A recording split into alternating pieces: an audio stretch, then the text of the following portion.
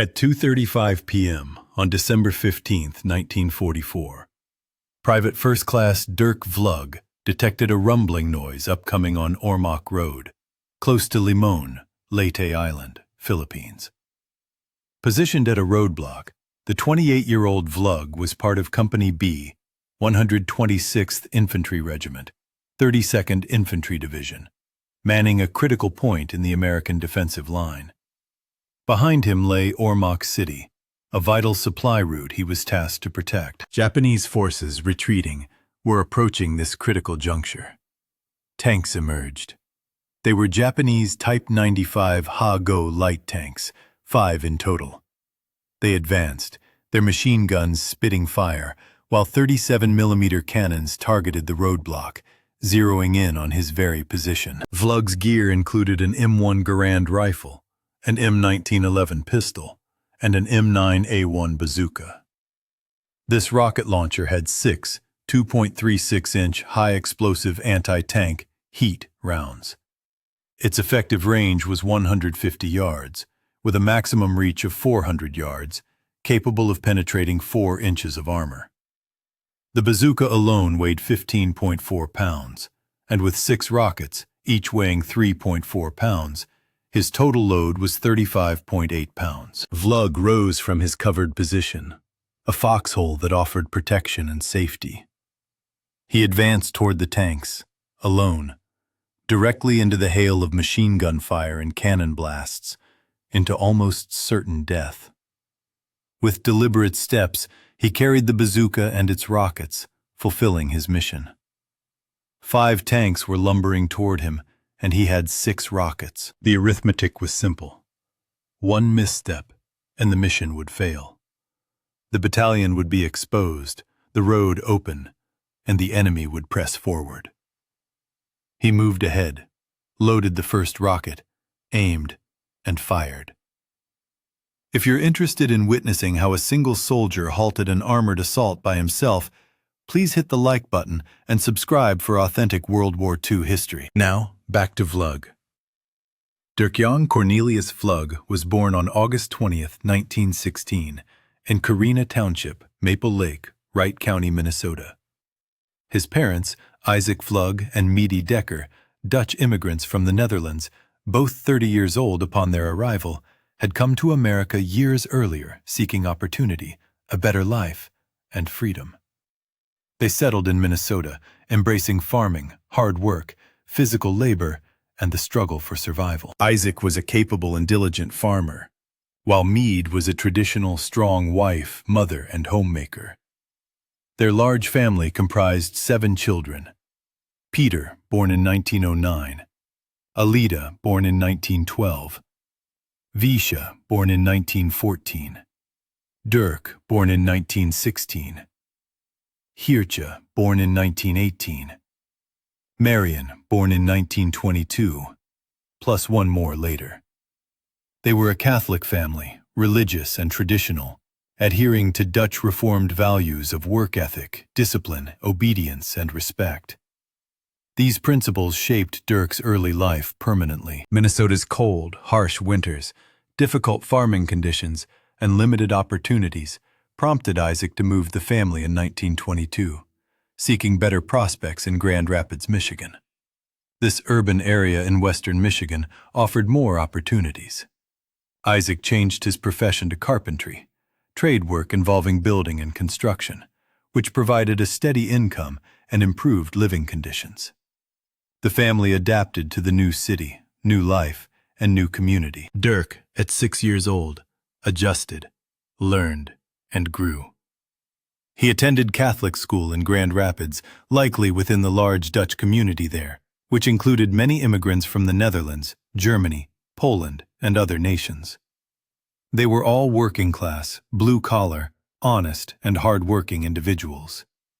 Dirk fit in as a normal kid, an average student, not exceptional, but reliable, responsible, and dutiful. His character was a blend of Dutch, immigrant, and American values. During his teenage years, the Great Depression struck with the 1929 crash, leading to economic collapse, poverty, unemployment, and hardship throughout the 1930s. Everyone struggled. Isaac's carpentry work became sporadic and inconsistent, yet the family survived by supporting, working, and contributing together. Dirk helped with odd jobs, manual labor, anything he could find, contributing and learning the value of work ethic, money, family, and responsibility. In 1934, Dirk graduated from high school at 18. Without college or money, prospects were scarce. He worked various jobs: labor, construction, warehouses, whatever was available. Nothing was permanent or satisfying. It was simply survival, mere existence during the grinding, relentless years of the Depression. 1935, 1936, 1937, 1938, 1939. He kept working, surviving, and waiting for something, anything, better. Then came his enlistment in 1941. The world was already embroiled in war. Europe had been since 1939, with Germany's invasions and conquests. France had fallen in 1940, and Britain fought desperately alone. In Asia, aggressive and militaristic Japan was expanding into China and Indochina. America, though officially neutral, was quietly preparing, increasing its military. The Selective Service Draft of 1940, the first peacetime conscription in American history, registered all men aged 21 to 35. Vlug, at 24 in 1941, was eligible. He registered, awaiting selection or a decision to volunteer. In April 1941, Dirk Vlug of Grand Rapids, Michigan, enlisted in the United States Army. He volunteered rather than being drafted, choosing service, duty, and country. Why? It's unknown, never discussed or explained. Likely, it was a mix of patriotism, duty, and opportunity. A steady job, pay, and purpose. Something better than odd jobs, depression, and uncertainty. The Army offered certainty, structure, a mission, and a future. He enlisted as a private, E1, the lowest standard rank, at Fort Custer, Michigan, where he underwent reception, processing, and assignment. He joined the 126th Infantry Regiment, a Michigan National Guard unit that had been federalized in 1940 and was now part of the regular Army's 32nd Infantry Division, the Red Arrow Division. This was a distinguished, experienced World War I veteran unit, rich in legacy, tradition, and pride. The 126th was a good unit, well-trained, with professional, experienced officers and NCOs, high standards, and even higher expectations. Vlug fit in. Capable, reliable, and dutiful. A good soldier. His basic training in 1941 followed standard procedures: marching, drill, weapons, M1 Garand rifle, Browning automatic rifle, M1919 machine gun, M1911 pistol. Grenades, bayonet, everything. Infantry fundamentals included physical training, conditioning, endurance, strength, obstacle courses, forced marches, and combat exercises. The Louisiana Maneuvers in 1941, a massive training exercise with over 100,000 participants, the largest peacetime training in American history, saw the 126th participate, learning and preparing for the combat that would eventually become real. On December 7, 1941, the Japanese attack on Pearl Harbor happened, a surprise and devastating event that killed 2,403 Americans and crippled the Pacific Fleet, sinking or damaging battleships. The nation was shocked and outraged. On December 8th, war was declared. Germany and Italy declared war on America on December 11th, and the United States was at war on two fronts: Europe and the Pacific. Everything changed, including Vlug's future. The 126th Infantry Regiment was slated for deployment to the Pacific Theater. The Philippines were already under attack. MacArthur was retreating, and Bataan and Corregidor desperately needed reinforcements. But it was too late. In May 1942, the Philippines fell. MacArthur evacuated to Australia, famously proclaiming, "I shall return," a promise he eventually kept. The 126th Regiment didn't go to the Philippines. Instead, they went to Australia, to Camp Sandy Creek, Adelaide. They trained, prepared, and waited for the next operation, the next battle, the next war. 1942 and 1943 were spent training in Australia. Then in New Guinea during the Western New Guinea campaign in April 1944. MacArthur's advance involved island hopping, bypassing, isolating, cutting off, and starving Japanese positions. This strategy was effective and cheaper, resulting in fewer American casualties, though Japanese losses were high. Vlug participated in New Guinea, experiencing combat for the first time.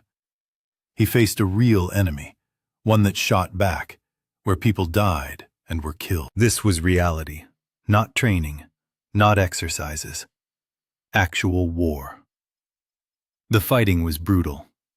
The jungle, heat, humidity, and diseases like malaria, dysentery, and jungle rot were rampant, all contributing to American casualties, perhaps more so than bullets. Casualties were constant, from sickness, infection, exhaustion, and starvation. The 32nd Division suffered heavily in the New Guinea and Papuan campaigns before Western New Guinea in 1944. Losses were severe, replacements constant, and veterans and survivors were few.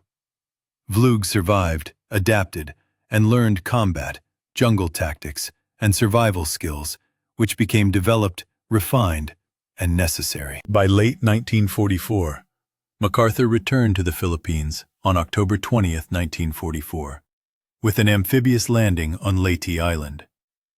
His radio broadcast, "I have returned," was famous, symbolic, important for morale, and strategically significant.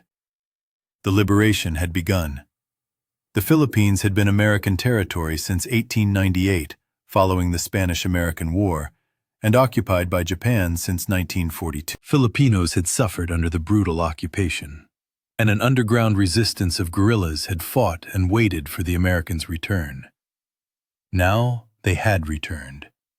The liberation began, but the fighting was fierce. The Japanese were desperate, defending fanatically and suicidally, with no surrender or retreat. They would fight, die, and repeat. The American advance was slow, costly, and grinding, but inexorable and inevitable. Victory was certain.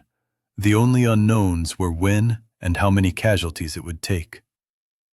In December 1944, Ormoc, a port city on western Leyte, was a strategic Japanese supply line. Reinforcements, equipment, food, ammunition, everything passed through Ormoc Bay and Ormoc City, then inland to Japanese positions. The American objective was to capture Ormoc, cut the supply line, isolate the Japanese forces on eastern Leyte, and destroy them piece by piece. On December 7, 1944, the 77th Infantry Division conducted an amphibious assault 3.5 miles south of Ormoc City. This surprise attack was successful, and they advanced northward toward the city.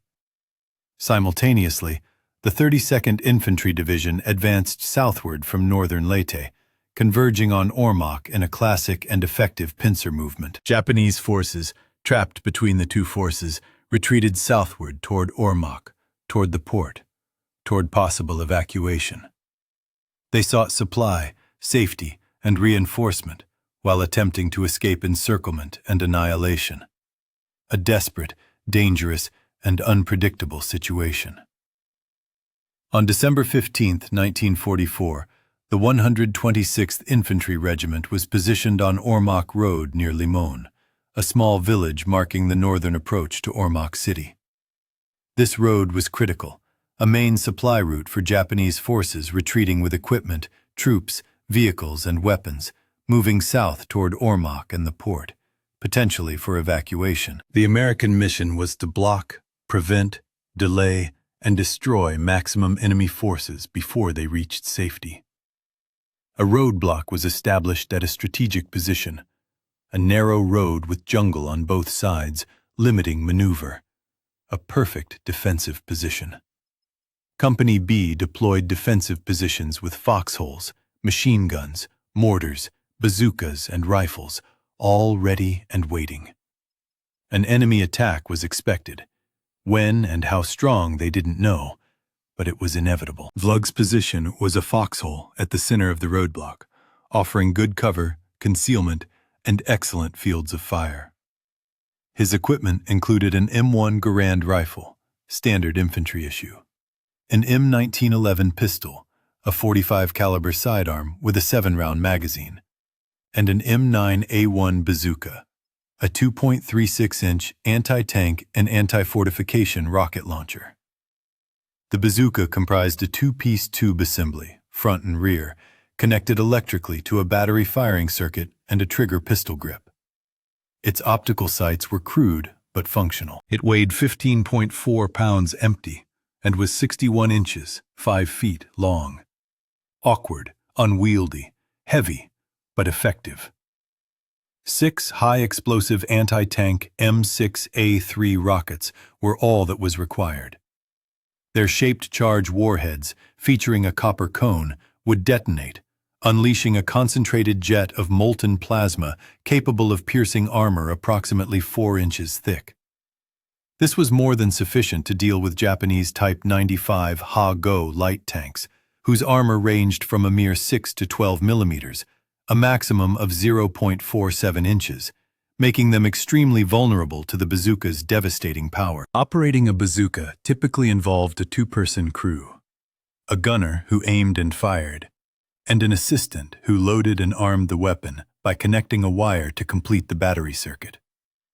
However, Vlug found himself alone at his roadblock post, without an assistant.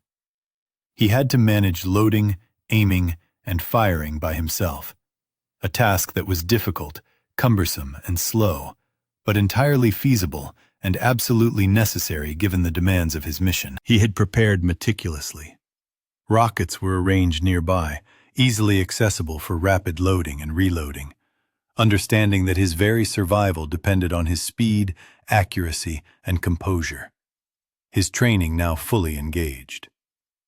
At precisely 2:35 p.m., a distant rumble of mechanical engines and the clanking of steel tracks shattered the quiet, an unmistakable sign that tanks were approaching. The alert rippled through the American positions. Foxholes, machine guns, mortars, and bazookas, everyone was ready, waiting, observing the road ahead. A curve obscured by trees and dense jungle limited visibility to about 300 yards. The sound grew louder, closer, rapidly approaching. Then, the first tank emerged, a Japanese Type 95 Ha-Go light tank. Its specifications were well known: 14 feet 4 inches long, 6 feet 9 inches wide, 7 feet 2 inches high, and weighing 7.4 tons. A lightweight, swift, and highly maneuverable vehicle. It carried a crew of 3, a commander, gunner, and driver.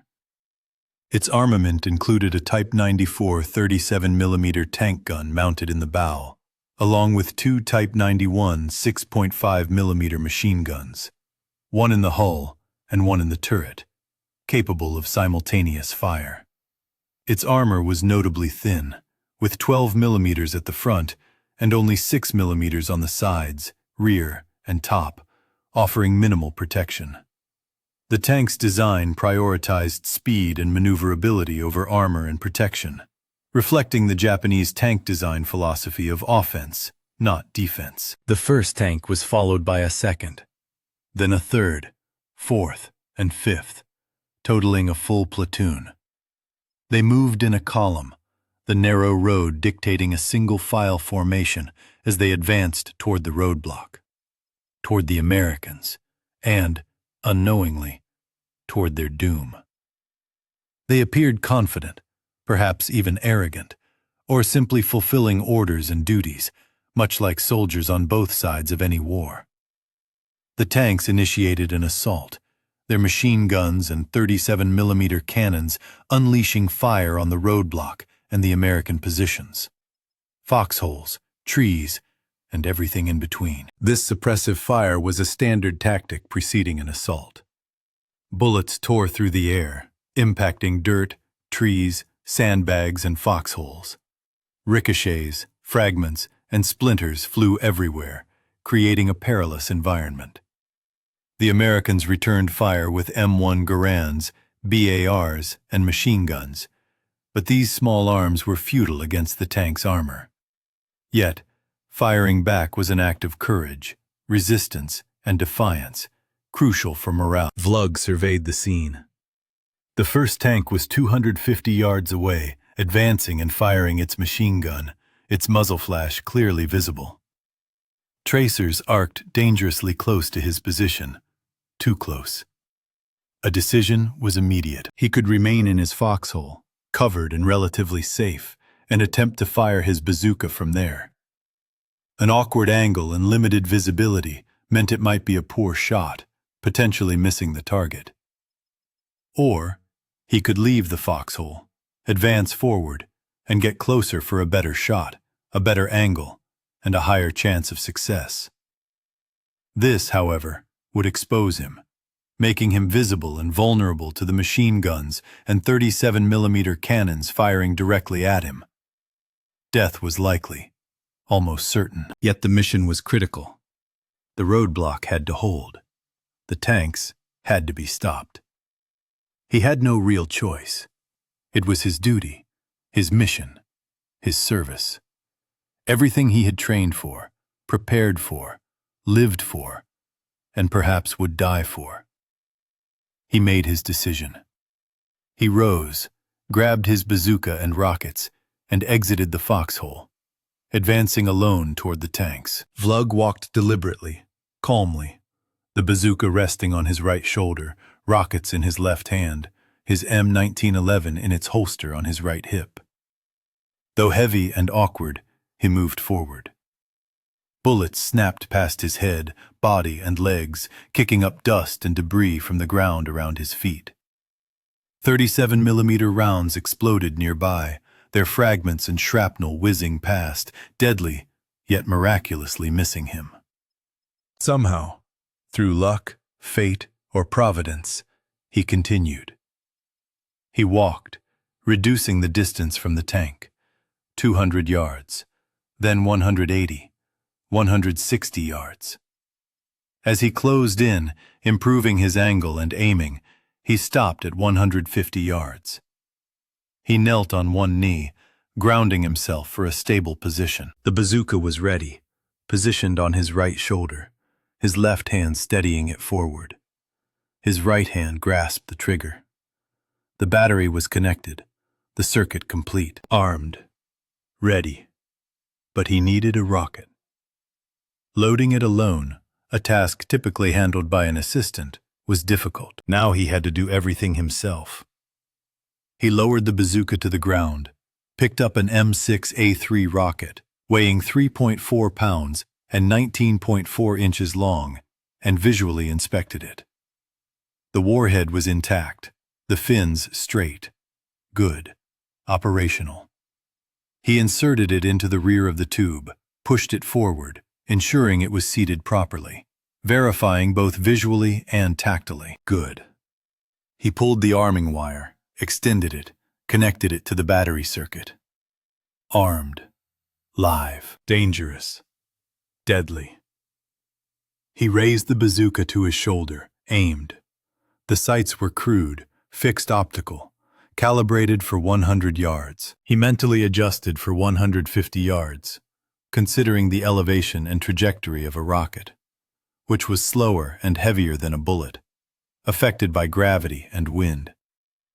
He compensated, drawing on his experience, training, and instinct. He aimed for the tank's center mass, the hull, engine, crew compartment, to maximize damage. The target was moving slowly, about walking speed, so a minimal lead was required. He calculated, adjusted, aimed. He exhaled, calm and focused, then squeezed the trigger. A blast from the rear of the bazooka, the backblast, indicated the rocket motor's exhaust as propellant burned and expanded backward, creating a dangerous 50-foot kill zone. Fortunately, Vlug was alone in his advanced position, making it relatively safe. The rocket departed at a muzzle velocity of 265 feet per second, slow compared to bullets. Its visible trajectory arced slightly, descending toward the target. The tank moved forward, their paths converging. The rocket struck the center of the hull, right side, in the engine compartment. The heat warhead detonated, its shaped charge and copper cone producing a focused jet of molten metal plasma, reaching temperatures exceeding 5,000 degrees Celsius. It effortlessly pierced the 12mm armor, which was thin and easily breached. The jet entered the tank's interior, its crew compartment, engine, and fuel. Secondary explosions followed, from ammunition and fuel tanks, leading to catastrophic destruction. The tank stopped, dead. Fire and smoke billowed from it, burning intensely. The crew of 3 inside were instantly dead, incinerated by the shrapnel and blast. The first tank was destroyed. The first rocket expended. 4 tanks remained. 5 rockets remained. The mathematics were still favorable, but there was no margin for error. The second tank halted behind the first burning wreck. The narrow road, flanked by jungle, completely blocked. The tank was vulnerable, a stationary target. The crew realized the danger and decided to dismount, planning an infantry assault to eliminate Vlug and his bazooka before he could destroy them. It was a smart, tactical, and likely correct decision. A hatch opened, and the commander emerged, followed by the gunner and driver. All 3 were armed with Type 38 rifles and 6.5mm Arisaka bayonets, accompanied by Type 26 pistols. Some may have carried swords, a tradition among officers. They advanced toward Vlug, closing the 150-yard distance rapidly, running and screaming, perhaps a bonsai charge, a standard Japanese infantry tactic designed for shock, terror, and intimidation. It was effective sometimes, but not today, not against Vlug. He dropped the bazooka to the ground, grabbed his M1911 from its holster, and drew it. The hammer was already cocked, a round chambered, a conditioned response. One cocked, locked, ready. His thumb swiftly disengaged the safety, an automatic motion born of training and muscle memory. He aimed at the nearest Japanese soldier charging at 80 yards, then 70, swiftly closing the distance. He aimed for the center mass, chest, torso, the largest target area. He fired. A .45 ACP round departed the muzzle at 830 feet per second. Subsonic, heavy at 230 grains, its bullet energy was 356 foot-pounds.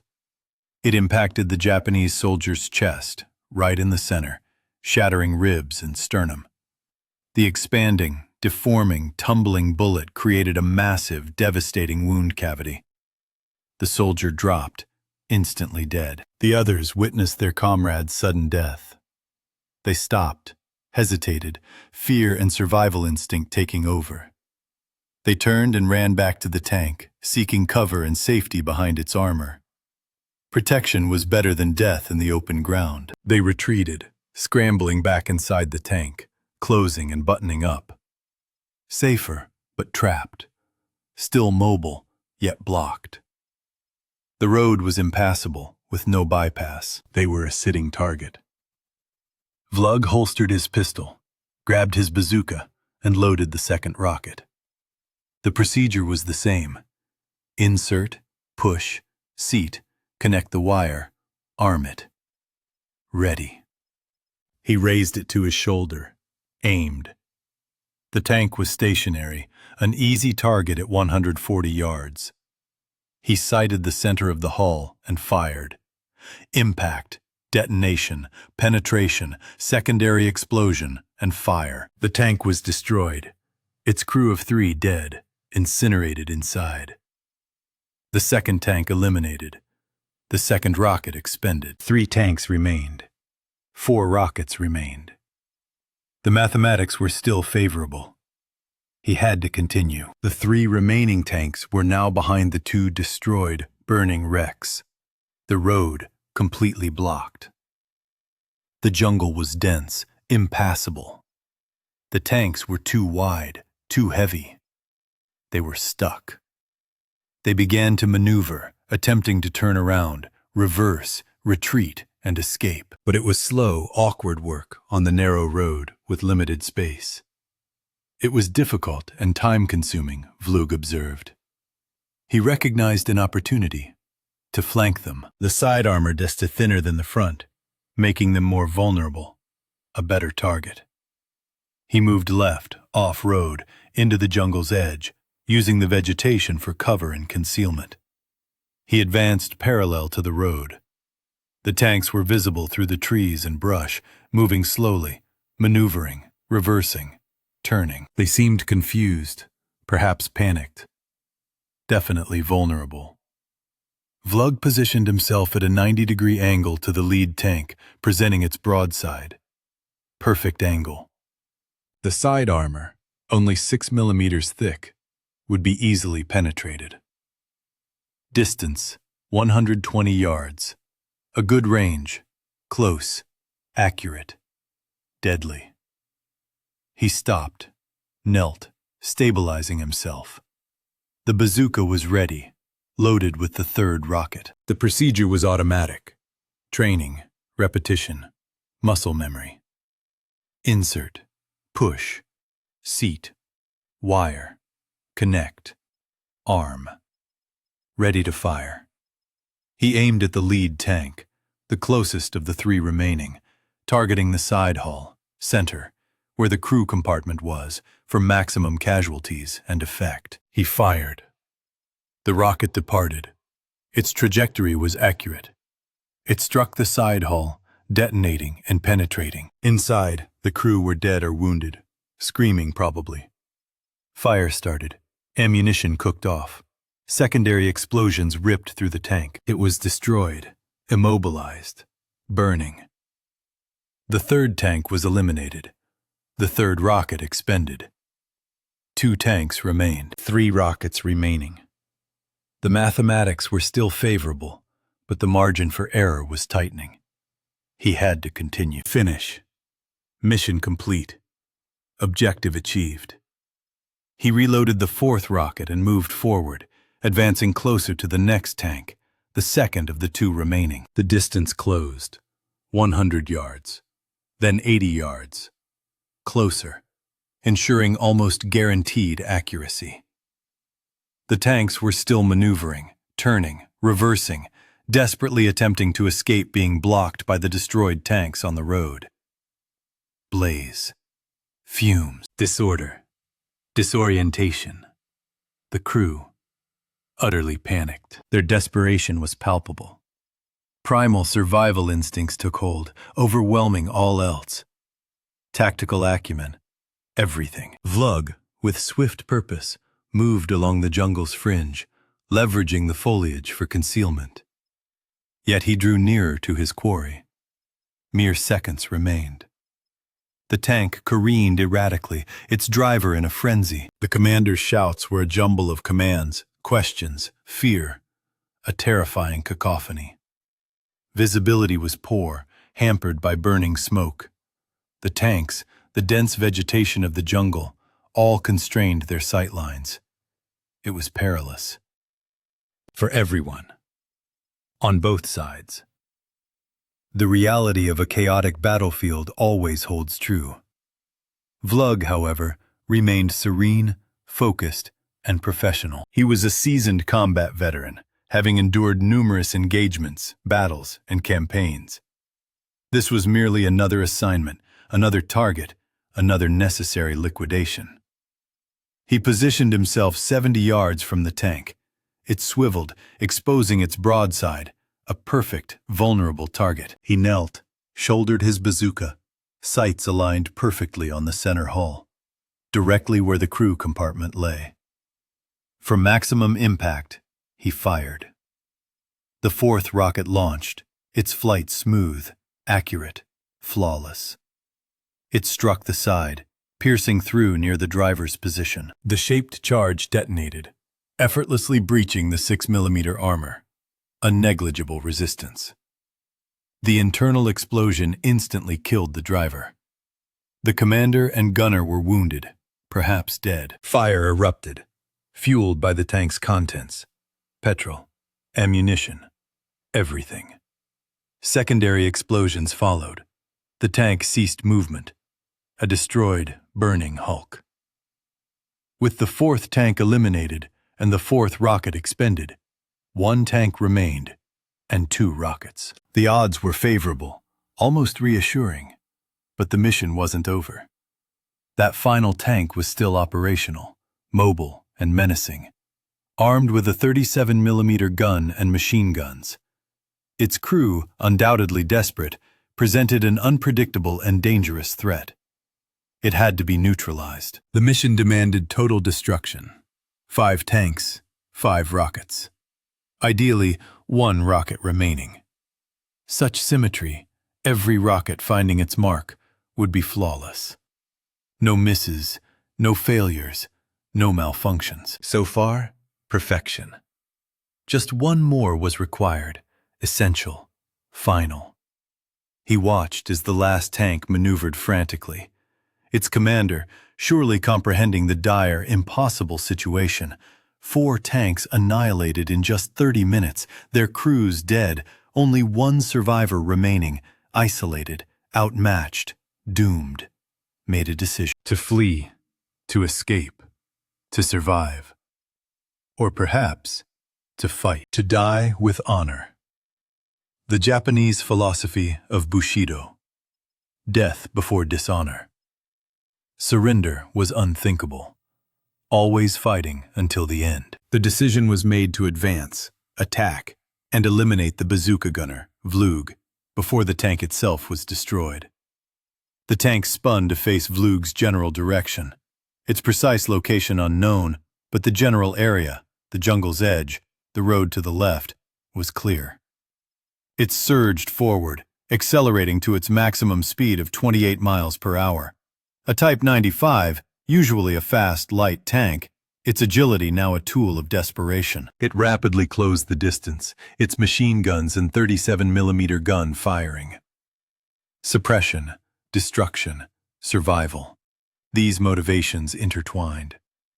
Vlug observed its swift approach directly towards him, dangerously close. An immediate decision was necessary. Should he hold his position and fire straight on? The front armor was thickest, 12mm. Still penetrable, but more challenging, less certain. Or should he move, reposition, flank again for the 6mm side armor, an easier, surer target? But time was short. The tank was fast, closing quickly. Seconds, not minutes. He chose to move, to flank. A better shot, a better chance at success, for both of them. He moved swiftly to the right, running along the jungle's edge, parallel to the road. He predicted the tank's path, timing everything critically, demanding perfection. The tank passed his previous position, where Vlug had been mere seconds before. The 37mm gun fired, impacting trees with explosions, shrapnel, and deadly fragments. But Vlug was gone, having repositioned 50 yards to the right, finding a new angle. The tank continued past the burning, destroyed vehicles, the road still impassable. Yet it advanced with a determination fueled by desperation, perhaps suicidal, but undeniably brave. Foolish, yet brave. The Bushido Code, death before dishonor, embodied, demonstrated. A respected enemy, but an enemy that still had to die. Mission demands, duty requires. Vlug positioned himself for a broadside shot. The tank, now passing, presented its exposed side, a perfect target, his last chance. The final tank. He had to hit, had to penetrate, had to destroy. There were no alternatives, No other options. No second chances. One shot. Everything. He knelt, loading the fifth rocket. His last. His final round. Ammunition exhausted. After this, it would be done. Successful or dead. If he missed, the tank would survive, turn, and certainly kill him. No escape. No retreat. No survival. Only death. If he failed, the mission failed. The battalion exposed. The road open. The enemy advancing. Unacceptable. It could not happen. He had to succeed. Everything depended on this shot, this moment, this trigger pull. He aimed at the tank's side, the hull's center, the crew compartment. For maximum effect. Destruction. Distance, 60 yards. Close, almost point blank. He could not miss. Must not miss. Would not miss. Confidence, training, skill, experience, everything converged. This moment. His entire life had prepared him for this purpose. Duty, service, mission. Complete. He fired. The last rocket left the muzzle, straight and true, accurate and perfect. Its trajectory, its flight time, a fraction of a second, yet it felt like an eternity, a lifetime. Everything concentrated, focused on this moment. Impact. It hit the side of the hull, center, perfect placement, perfect shot. Everything. Detonation. The shaped charge penetrated the 6mm armor. Easy. Effortless. Perfect. Inside, an explosion. Crew dead or wounded. Fire started. Immediate. Catastrophic. But the tank was still moving. Momentum carried it forward, its speed continuing. Its direction changed slightly, veering off to the right, towards the road embankment. Steep, dangerous. The tank headed straight for impact with the edge, continuing over, rolling, tumbling, crashing down the steep 40-foot slope, perhaps more. Impact at the bottom. Explosion. Fuel. Ammunition. Everything. Fire. Smoke. Total, complete, absolute destruction. The fifth tank destroyed. The fifth rocket expended. Mission accomplished. 5 tanks, 5 rockets. Perfect ratio. Perfect execution. Mission complete. Total destruction. Enemy armored assault stopped. Road blocked. Battalion safe. Objective achieved. Flug stood, exhausted. Adrenaline faded. Reaction set in. Shaking, probably natural, normal, human. He returned to the roadblock, to his position. Foxhole. Cover. Safety. Comrades. Cheering, probably amazed. Certainly, they witnessed everything. An impossible action. Heroic. Suicidal. Successful. All combined. 1 man, 5 tanks. 30 minutes total engagement time, start to finish. Extraordinary. Unprecedented. Already becoming legendary. December 15th, 1944. Evening. Battle over. Road secured. Japanese stopped. Retreating. Elements cut off. Isolated. Destroyed. Peace. A meal. Mission accomplished. The battalion safe. The Ormoc campaign continuing successfully. Vlug survived, uninjured. Miraculous machine gun fire. 37mm cannon fire. Everything missing somehow. Luck, fate, providence, God, something. He survived. Impossible odds, impossible mission. Everything but real. It happened. Witnessed, verified, confirmed, official. 5 tanks destroyed. 1 man, 1 bazooka, 6 rockets used. 5. 1 remaining. Unused. Unnecessary. Sufficient. 5 perfect. Every shot, every rocket, every tank destroyed. Perfect. Mission perfect. Execution perfect. Soldier recognition immediate, obvious, certain. Medal of Honor recommended. Officers witnessed. NCOs witnessed. Soldiers witnessed. Everyone saw everything. Testimony, statements, documentation, photographs. Later, Vlug posing with destroyed tanks. Evidence, proof, historical record. Everything. The campaign continued. Ormoc fell. December 25, 1944. Christmas Day. Symbolic liberation beginning. The Philippines freed island by island, city by city, village by village. The Japanese defeated, systematically, relentlessly, inevitably. MacArthur's promise kept. Liberation completed. In 1945, Vlug continued fighting through the campaign in the southern Philippines. More battles, more actions, more missions, but nothing compared. December 15th. Nothing matched. 5 tanks, 1 man. A legend made that day. Forever. The war ended August 1945. Atomic bombs on Hiroshima, Nagasaki. Japan surrendered August 15th. VJ Day. Victory in Japan. The Pacific Theater finished. Vlug survived the entire war. Pearl Harbor to VJ Day. 4 years of combat, campaigns, battles, everything. Survived uninjured. Incredible. Lucky. Blessed. Both. June 14th, 1945. Discharged. Honorable. Service complete. Duty fulfilled. Home returned. Grand Rapids, Michigan. Family, friends, community. Welcome. Heroes welcome. Deserved. Earned. Recognized. 1946. Notification. Medal of Honor. Award. Approved. The highest military decoration.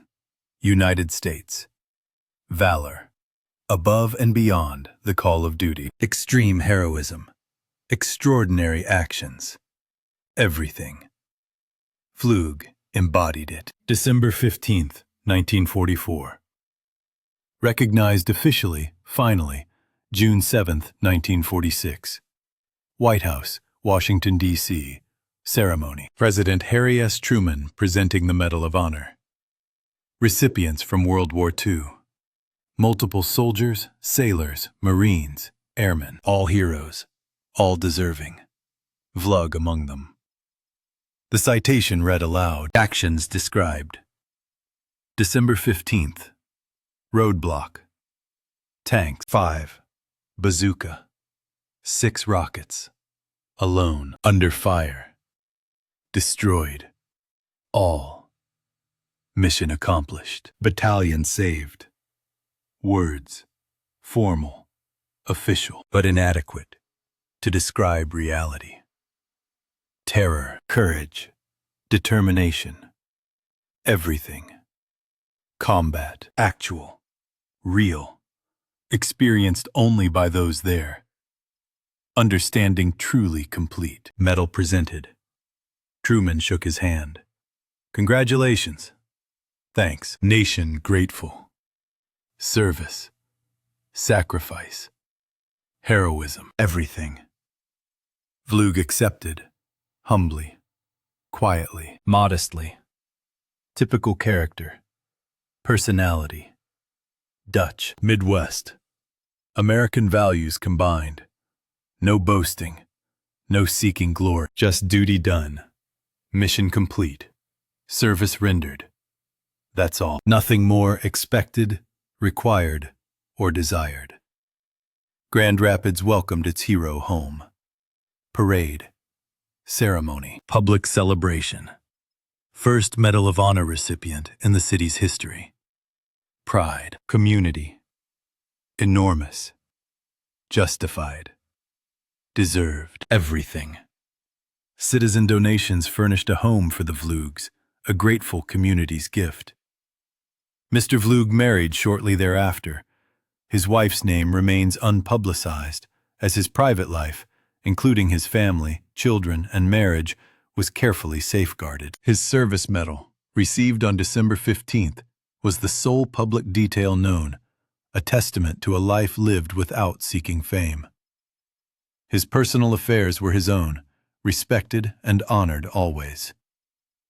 In May 1949, Vlug joined the Michigan Army National Guard, continuing his service as a part-time citizen soldier. He participated in weekend drills, summer encampments, and annual deployment exercises, maintaining his skills and readiness for his country. He steadily advanced, eventually achieving the rank of Master Sergeant E8, a senior NCO whose leadership was respected and earned through combat experience, medals, and more. In January 1951, he retired from the National Guard with an honorable discharge, concluding his military career. From 1941 to 1951, he dedicated 10 years to service, distinguished and legendary, now complete. Transitioning to civilian life in 1950, Vlug began working for the U.S. Postal Service in Grand Rapids as a mail carrier. His daily routine involved walking his route, delivering mail, letters, packages, and bills. It was an ordinary job, a regular life, providing honest, reliable, and steady income to support his family. The Medal of Honor recipient performed his humble service in a different uniform, but with the same character and values. He remained a postal carrier for 26 years, retiring in 1976 at age 60, with pension and benefits well deserved. In retirement, he embraced active hobbies like golfing and bowling, and crafted birdhouses, applying the woodworking skills his carpenter father had taught him in his youth. He also joined veterans groups, attending monthly meetings, picnics, and gatherings. These provided fellowship and camaraderie, sharing memories and experiences of war and service, maintaining a vital brotherhood. This deeper connection, born from shared combat, survival, and victory, offered purpose beyond work and family. On Veterans Day 1992, Vlug was awarded the Michigan Distinguished Service Medal, the state's highest military honor, recognizing his lifetime achievement, including the Medal of Honor in 1946. This state recognition, 46 years later, underscored his continued honor, remembrance, and respect. In 1994, Vlug and his wife Angie traveled to Leyte Island in the Philippines for the 50th anniversary commemoration of the battle. Veterans returned to the battlefields, a pilgrimage of remembrance for the dead and celebration for the survivors. They visited the Ormoc Road and the Lyman roadblock position from December 15, 1944. Although the jungle had likely reclaimed much in 50 years, the memory endured. Filipinos welcomed them like royalty. Angie noted their gratitude for liberation and freedom, emphasizing that American blood and sacrifice would never be forgotten. The respect, honor, and gratitude were eternal and deserved. In 1996, the Military Order of Foreign Wars of the United States bestowed honorary membership upon Vlug, recognizing his service, sacrifice, and heroism. This lifetime achievement honored his place among distinguished veterans, warriors, and heroes. Dirk John Cornelius Vlug passed away on June 25, 1996, in Grand Rapids, Michigan, at age 79, just shy of his 80th birthday on August 20th. Though the cause was unknown, it was likely natural, reflecting a full and meaningful life of service, family, work, and community. He died peacefully, presumably surrounded by loved ones. His wife, Angie, and his children and grandchildren survived him, preserving his legacy. His private funeral, attended by family, friends, and veterans, honored a Medal of Honor recipient, a hero, neighbor, friend, husband, and father. Memories were celebrated, and the significant loss mourned. He was laid to rest at Greenwood Cemetery in Grand Rapids, Michigan, with full military honors, a flag-draped casket, taps, and a rifle salute. His grave bears a headstone with his name, dates, rank, unit, and Medal of Honor recipient, recording his permanent legacy and eternal remembrance. Vlug's actions on December 15, 1944, were extraordinary and legendary. 1 man, 5 tanks, 30 minutes, alone, with a bazooka and 6 rockets, 5 perfect executions. Few actions in military history compare in individual heroism, impact, or significance. Tactically, he held the roadblock and saved the battalion. Strategically, he contributed to the successful Ormoc campaign, allowing the American advance to continue. Vlug's actions on December 15th were a catalyst, deeply connected to everything that followed. His character was humble, quiet, and modest. He never boasted, sought glory, or desired attention. He simply performed his duty, completed his mission, and rendered service. The Medal of Honor was accepted humbly, quietly carried, and privately stored, never displayed or mentioned unless asked, then only briefly, factually, and minimally. This typified the greatest generation's heroism, battlefield humility, and service at home without seeking glory or demanding recognition, simply doing the right thing.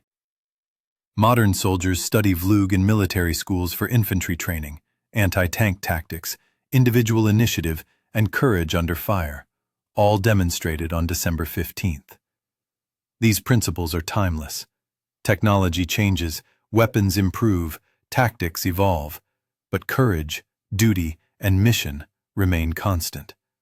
Protecting comrades, completing objectives, and serving the country. Vlug embodied these perfectly and completely.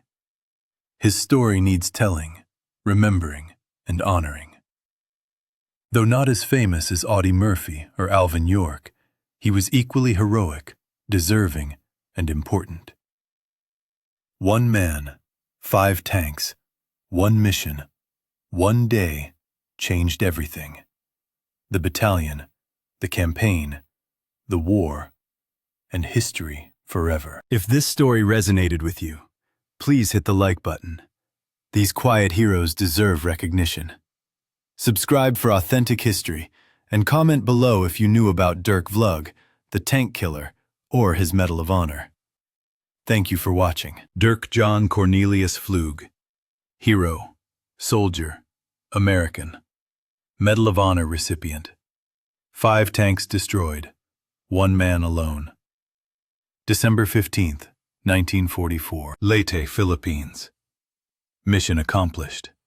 Battalion saved. Service complete. Duty fulfilled. A life well lived. Humble. Quiet. Respected. Always. Rest in peace. Tank killer. Hero. Legend. Forever remembered. Honored. Celebrated. Always.